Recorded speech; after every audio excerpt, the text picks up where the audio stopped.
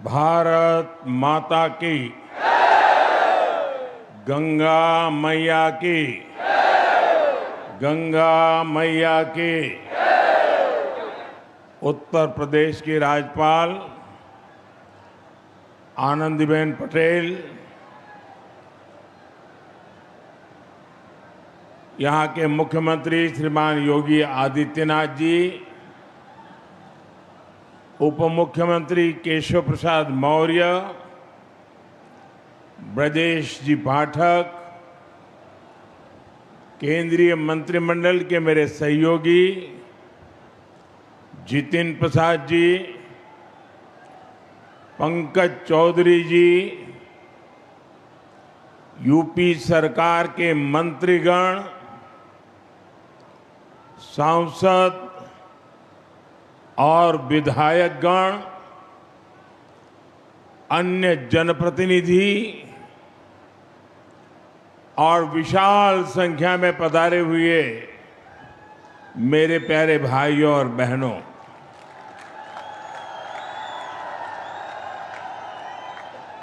सर्वप्रथम मैं भगवान नरसिंह की इस पुण्य भूमि को प्रणाम करता हूं।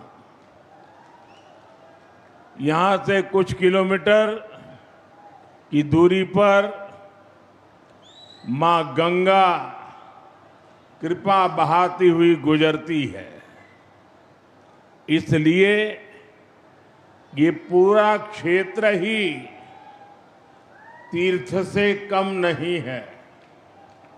और मैं मानता हूं यूपी को एक्सप्रेस वे का यह वरदान, ये भी मां गंगा का ही आशीर्वाद है।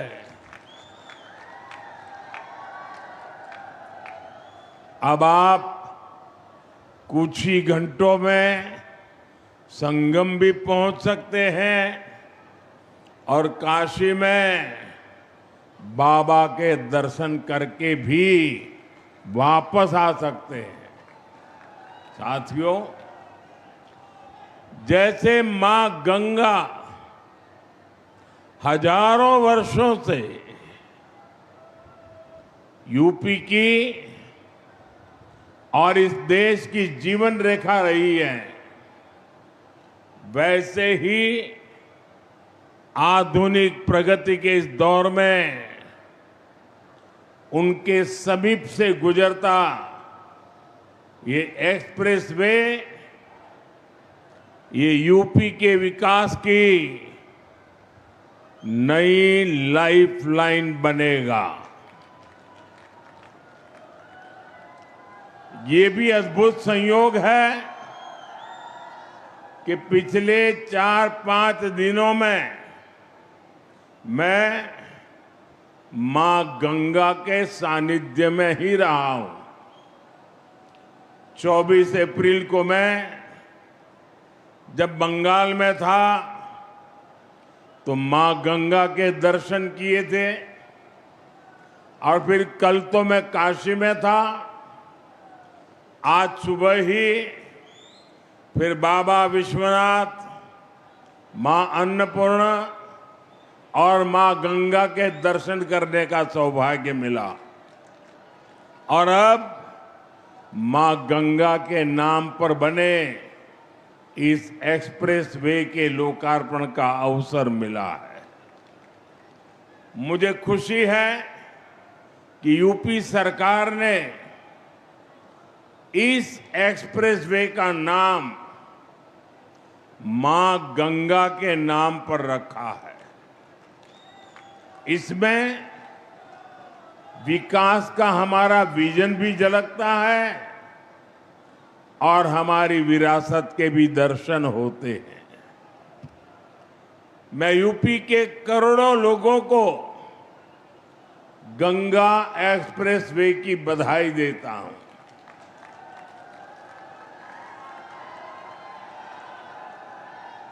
साथियों, आज लोकतंत्र के उत्सव का भी एक अहम दिन है। बंगाल में इस समय दूसरे चरण का मतदान हो रहा है और जो खबरें आ रही हैं उनसे पता चलता है कि बंगाल में भारी मतदान हो रहा है। पहले चरण की तरह ही जनता वोट देने के लिए बड़ी संख्या में घरों से निकल रही है।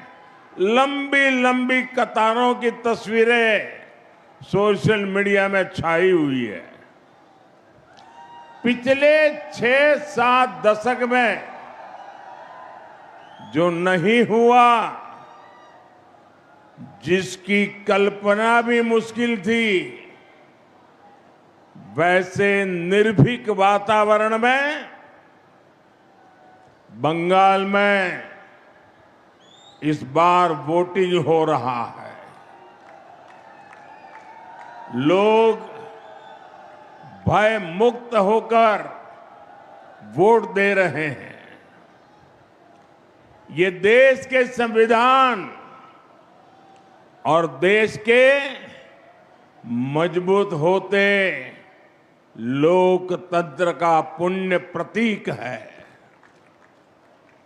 मैं बंगाल की महान जनता का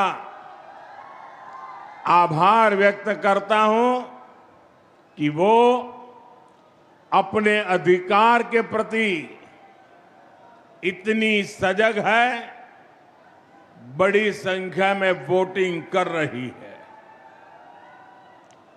अभी वोटिंग खत्म होने में कई घंटे बाकी है।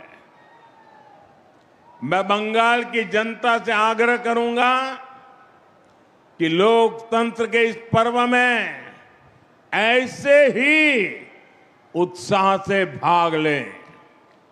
साथियों, कुछ समय पहले जब बिहार में चुनाव हुए तो बीजेपी एनडीए ने प्रचंड जीत दर्ज की थी, एक इतिहास रच दिया था। अभी अभी कल ही गुजरात में महानगर पालिका, नगर पालिका, जिला पंचायतें, नगर पंचायतें, तहसील पंचायत, इन सब के चुनाव के नतीजे आए हैं। और आप मेरे उत्तर प्रदेश वासियों को खुशी होगी, 80 से 85% नगर पालिका और पंचायतों भाजपा ने जीत ली है।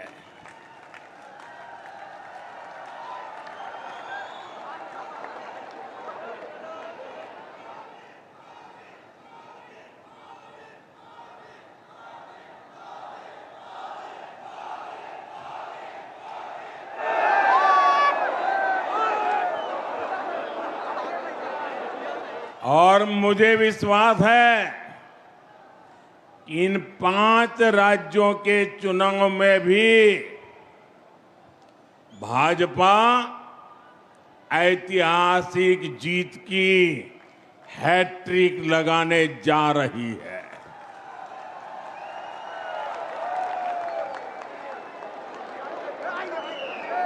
चार मई के नतीजे विकसित भारत के संकल्प को मजबूत करेंगे, देश के विकास की गति को नई ऊर्जा से भरेंगे। साथियों, देश के तेज विकास के लिए हमें तेजी से आधुनिक इंफ्रास्ट्रक्चर का भी निर्माण करना है। दिसंबर 2021 में गंगा एक्सप्रेसवे का शिलान्यास करने मैं शाहजहांपुर आया था। अभी 5 साल से भी कम समय हुआ है और आप देखिए देश के सबसे बड़े एक्सप्रेसवेज में शुमार यूपी का सबसे लंबा ग्रीन कॉरिडोर एक्सप्रेसवे ये 5 साल के भीतर भीतर बनकर तैयार हो गया है।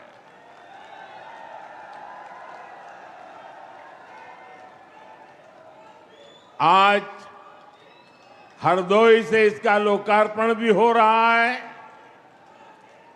यही नहीं, एक और गंगा एक्सप्रेसवे का निर्माण पूरा हुआ है, तो साथ ही इसके विस्तार की योजना पर भी काम शुरू हो गया है। जल्द ही गंगा एक्सप्रेसवे मेरठ से आगे बढ़कर हरिद्वार तक पहुंचेगा।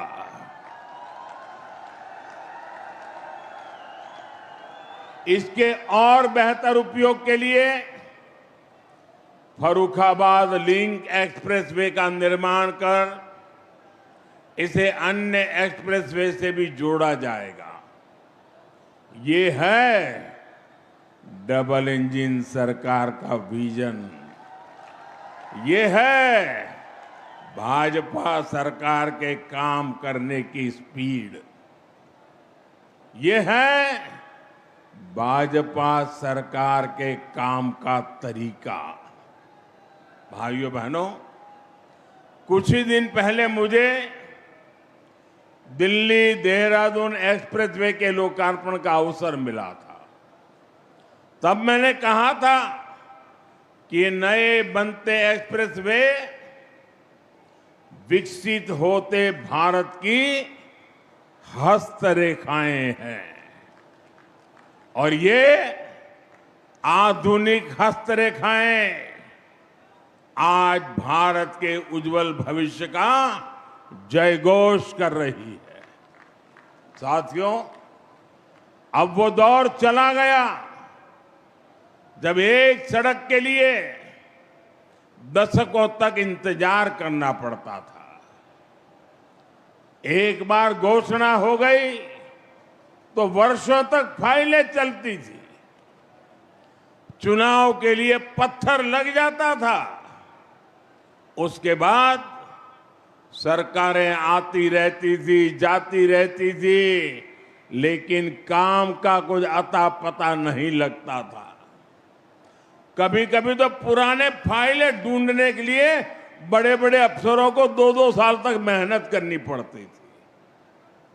डबल इंजन सरकार में शिलान्यास भी होता है और तय समय में लोकार्पण भी होकर के रहता है। इसलिए ही आज यूपी के एक्सप्रेसवे से भी ज्यादा रफ्तार अगर कहीं है तो वो यूपी के विकास की रफ्तार ही है। साथियों, वो एक्सप्रेसवे केवल एक हाई स्पीड सड़क नहीं है। ये नई संभावनाओं का, नए सपनों का, नए अवसरों का गेटवे है। गंगा एक्सप्रेसवे करीब 600 किलोमीटर लंबा है। पश्चिमी यूपी में मेरठ, बुलंदशहर, हापुड़, अमरोहा, संभल और बदायूं, मध्य यूपी में शाहजहांपुर, हरदोई, उन्नाव, रायबरेली, पूर्वी यूपी में प्रतापगढ़ और प्रयागराज, इनके आसपास के दूसरे जिले गंगा एक्सप्रेसवे, इससे इन इलाकों के करोड़ों लोगों का जीवन बदलेगा। साथियों, इन क्षेत्रों को गंगा जी और उनकी सहायक नदियों की उपजाऊ मिट्टी का वरदान मिला है। लेकिन पहले की सरकारों ने जिस तरह किसानों की उपेक्षा की, उसके कारण किसान परेशानियों के में ही घिर करके रह गए। यहां के किसानों की फसलें बड़े बाजारों तक नहीं पहुंच पाती थी।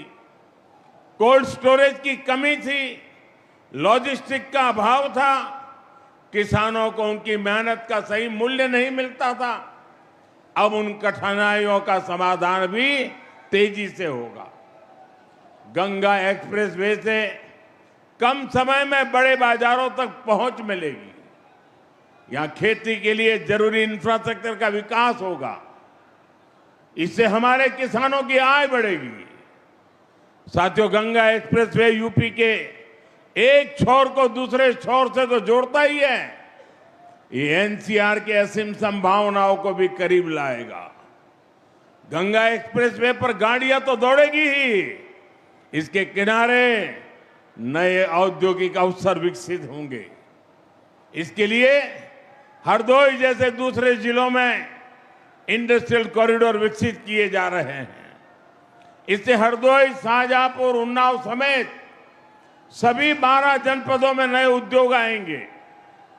अलग अलग सेक्टर्स जैसे फार्मा, टेक्सटाइल आदि के क्लस्टर्स विकसित होंगे। युवाओं के लिए रोजगार के नए अवसर भी तैयार होंगे। साथियों, हमारे ये युवा मुद्रा योजना और ओडीओपी जैसी योजनाओं को उसकी ताकत से खुद भी नए नए कीर्तिमान गढ़ रहे हैं। यहां छोटे उद्योग, एमएसएमई को बढ़ावा मिल रहा है। बेहतर कनेक्टिविटी की सुविधा से उनके लिए भी नए रास्ते खुलेंगे। मेरठ की स्पोर्ट्स इंडस्ट्री, संभल का हैंडीक्राफ्ट, बुलंदशहर के सिरेमिक, हरदोई का हैंडलूम, उन्नाव का लेदर, प्रतापगढ़ के आंवला प्रोडक्ट्स, ये सब बड़े स्केल में देश दुनिया के मार्केट में पहुंचेंगे। लाखों परिवारों के इससे आमदनी बढ़ेगी। आप मुझे बताइए, क्या पुरानी सरकार में हरदोई, उन्नाव जैसे जिलों में इंडस्ट्रियल कॉरिडोर बनाने की कल्पना तक हो सकती थी क्या? हमारे हरदोई से भी एक्सप्रेसवे गुजरेगा। ये कोई सोच सकता था क्या कभी? ये काम केवल भाजपा सरकार में ही संभव है। साथियों, पहले यूपी को पिछड़ा और बीमारू प्रदेश कहा जाता था। वही उत्तर प्रदेश आज $1 ट्रिलियन की इकोनॉमी बनने के लिए आगे बढ़ रहा है। ये एक बहुत बड़ा लक्ष्य है, लेकिन इसके पीछे उतनी ही बड़ी तैयारी भी है, क्योंकि यूपी के पास इतनी असीम क्षमता है। देश की इतनी बड़ी युवा आबादी का पोटेंशियल यूपी के पास है। इस ताकत का इस्तेमाल हम यूपी को मैन्युफैक्चरिंग हब बनाने के लिए कर रहे हैं। यूपी में नए उद्योग और कारखाने लगेंगे। यहां जब बड़ी मात्रा में निवेश आएगा, तभी यहां आर्थिक प्रगति के दरवाजे खुलेंगे, युवाओं के लिए रोजगार के अवसर पैदा होंगे। भाइयों बहनों, इसी विजन को केंद्र में रखकर बीते वर्षों में लगातार काम हुआ है। आप सब खुद भी महसूस कर रहे हैं, जिस यूपी की पहचान पहले पलायन से होती थी, आज उसे इन्वेस्टर समिट और इंडस्ट्रियल कॉरिडोर के लिए जाना जा रहा है। यूपी की इन्वेस्टर समिट में देश और दुनिया से कंपनियां आती हैं। यूपी में हजारों करोड़ रुपए का निवेश हो रहा है। आज अगर भारत दुनिया में दूसरा सबसे बड़ा मोबाइल निर्माता है, तो उसमें बहुत बड़ा योगदान यूपी का है। आज भारत जितने मोबाइल बना रहा है, उसमें आधे मोबाइल हमारे यूपी में बन रहे हैं। अभी कुछ ही हफ्ते पहले मैंने नोएडा में सेमीकंडक्टर प्लांट का शिलान्यास भी किया है। साथियों, आप सब जानते हैं एआई के इस दौर में सेमीकंडक्टर कितनी बड़ी फील्ड बनाती जा रही है। यूपी उसमें भी लीड लेने के लिए आगे बढ़ रहा है। भविष्य में असीम अवसरों वाला बहुत बड़ा क्षेत्र यूपी के लोगों के लिए खुल रहा है। साथियों, उत्तर प्रदेश का औद्योगिक विकास आज भारत की सामरिक ताकत भी बन रहा है। आज देश के 2 डिफेंस कॉरिडोर में से एक यूपी में है। बड़ी बड़ी डिफेंस कंपनियां यहां अपनी फैक्ट्री लगा रही है। ब्रह्मोस जैसी मिसाइलें जिनका लोहा दुनिया मानती है, आज वो यूपी में बन रही है। रक्षा उपकरणों के निर्माण में जो छोटे छोटे पार्ट चाहिए होते हैं, उनकी सप्लाई के लिए एमएसएमई को काम मिलता है। इसका बहुत बड़ा लाभ उत्तर प्रदेश के एमएसएमई सेक्टर को हो रहा है। छोटे छोटे जिलों में भी अब युवा बड़े बड़े उद्योगों से जुड़ने का सपना देख सकते हैं। साथियों, आज उत्तर प्रदेश इतनी तेज गति से विकास कर रहा है क्योंकि यूपी ने पुरानी सियासत को भी बदला है और नई पहचान भी बनाई है। आप याद करिए, एक समय यूपी की पहचान गड्ढों से होती थी। आज वही यूपी देश में सबसे ज्यादा एक्सप्रेस वेज वाला प्रदेश बन चुका है। पहले यहां पड़ोस के जिले तक जाना भी बड़ा मुश्किल होता था, लेकिन आज उत्तर प्रदेश में 21 एयरपोर्ट है, 5 इंटरनेशनल एयरपोर्ट है। अब तो नोएडा इंटरनेशनल एयरपोर्ट का उद्घाटन भी हो चुका है। गंगा एक्सप्रेसवे से नोएडा इंटरनेशनल एयरपोर्ट कुछ ही घंटों की दूरी पर है। भाइयों बहनों, हमारा उत्तर प्रदेश भगवान राम और भगवान कृष्ण की धरती है, लेकिन पिछली सरकारों ने अपनी करतूतों के कारण अपराध और जंगल राज को यूपी की पहचान बना दिया था। यूपी के माफियाओं पर फिल्में बनती थी, लेकिन अब यूपी की कानून व्यवस्था का देश भर में उदाहरण दिया जाता है। भाइयों बहनों, संसाधनों का बंदरबाट करने वाले जिन सपाहियों के हाथ से सत्ता गई है, उन्हें यूपी की ये प्रगति पसंद नहीं आ रही है। वो एक बार फिर यूपी को पुराने दौर में धकेलना चाहते हैं। वो एक बार फिर समाज को बांटना और तोड़ना चाहते हैं। साथियों, समाजवादी पार्टी विकास विरोधी भी है और नारी विरोधी भी है। अभी बीते दिनों देश ने एक बार फिर सपा और कांग्रेस जैसी पार्टियों का असली चेहरा देखा है। केंद्र की एनडीए सरकार संसद में नारी शक्ति वंदन संशोधन लेकर आई थी। अगर ये संशोधन पास हो जाता तो साल 2029 के चुनाव से ही महिलाओं को विधानसभा और लोकसभा में आरक्षण मिलता। बड़ी संख्या में हमारी माताएं बहनें सांसद विधायक बनकर दिल्ली लखनऊ पहुंचती, वो भी किसी और वर्ग की सीटें कम हुए बिना। लेकिन सपा ने इस संशोधन बिल के खिलाफ वोट किया। साथियों, इस बिल से सभी राज्यों की सीटें भी बढ़ती है। हमने संसद में साफ साफ कहा था सभी राज्यों की सीटें एक ही अनुपात में बढ़ेगी, लेकिन यूपी को गाली देकर पॉलिटिक्स करने वाली डीएमके जैसी पार्टियां, उन्हें इस बात पर आपत्ति थी कि यूपी की सीटें क्यों बढ़ेगी। आप देखिए, समाजवादी पार्टी संसद में उन्हीं के सुर में सुर मिला रही थी। ये सपा वाले यहां से आपके वोट लेकर संसद जाते हैं और संसद में यूपी के लोगों को गाली देने वालों के साथ खड़े हो जाते हैं। इसलिए यूपी के लोग कहते हैं समाजवादी पार्टी कभी सुधर नहीं सकती है। ये लोग हमेशा महिला विरोधी राजनीति ही करेंगे। ये हमेशा तुष्टिकरण और अपराधियों के साथ खड़े रहेंगे।